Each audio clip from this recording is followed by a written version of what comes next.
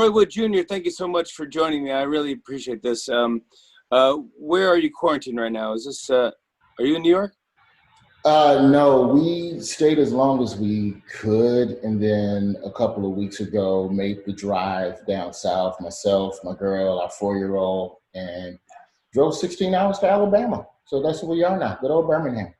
Could you talk to me about what the past week has been like for you in Birmingham, in Alabama? So Birmingham, I don't think it's really that different from a lot of what's going on in other places, but we did have something interesting, that gave me a sense of the community of what Alabama is. And so on Sunday night, we had a protest. We had a peaceful protest at a park downtown in the Civil Rights District. And so this is where Birmingham, to me, is just such a different place to be from. Is that, when you talk about justice, this place is just rich with it, and it's rich with people willing to fight for it. So everybody's at the park for the peaceful protest. And a good friend of mine, comedian Jermaine Funny Man Johnson, he says to the crowd, you know what, while we're down here, why don't we try to tear down that Confederate monument over there? And the crowd was like, all right, yeah, let's go do that. So, people were trying, this is how ready Birmingham is to be done with racism. Somebody in downtown Birmingham pulled up a pickup truck with a rope and tried to pull down a 1,000,000-ton Confederate monument with a pickup truck. That's how tired we are. It didn't work. It didn't work. I'm gonna say, did it work? No, not even close. But Mayor Randall Woodfin came out. He spoke with Jermaine and he spoke with the crowd and he said, "Give me 2 days to get this done," and the mayor got it done in one.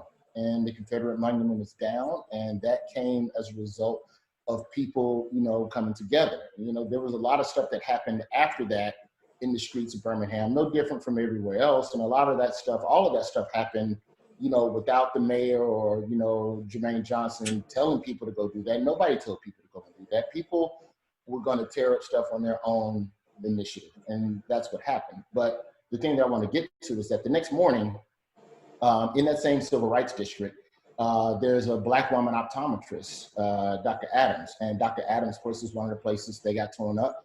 And myself and a gang of other locals, we just showed up and we just started cleaning, man.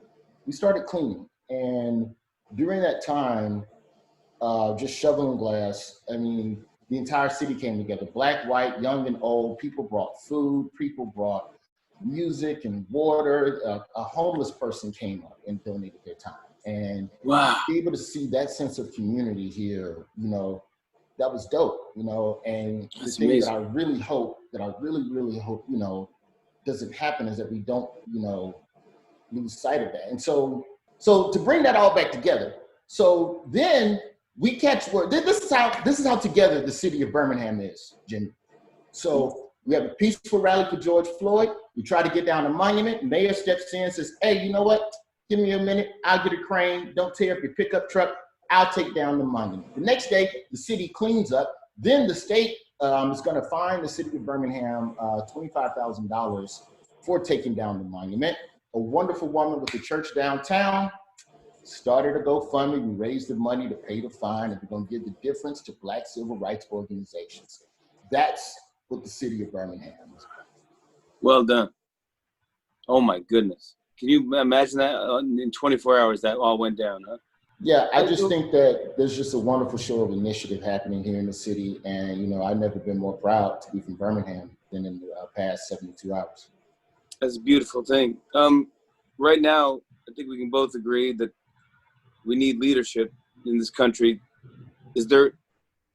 What would you want the president to say if you can have him say anything?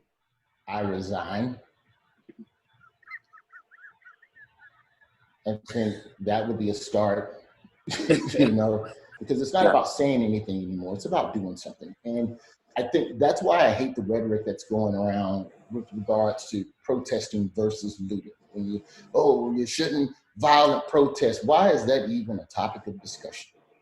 If you put a pot on the stove and the pot started to boil over, the first thing you're going to do is take the pot off the stove. Sure. You're not going to concern yourself with why the steam is coming out every which way. When you look at racism and systemic oppression in this country, that's a kettle pot that has been sealed shut and put on the stove for centuries. And every time the kettle pot starts boiling a little bit, the conversation is about why is the steam coming out? That's not the way the steam. Stop talking about that and take the pot off the stove.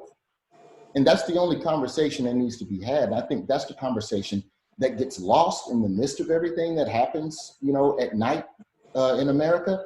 But at the end of the day, regardless of what's happening at night, and there's a lot of tragedies that are happening at night that are sad and that are terrible.